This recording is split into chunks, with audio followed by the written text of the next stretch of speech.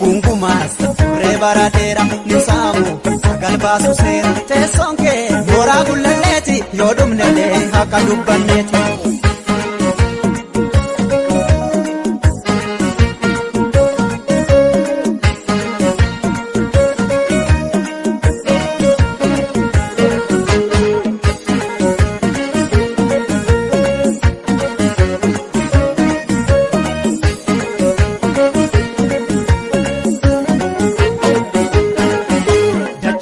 Godanet male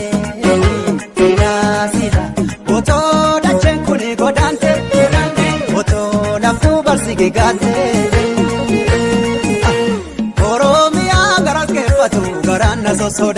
sodate dachetin godanet male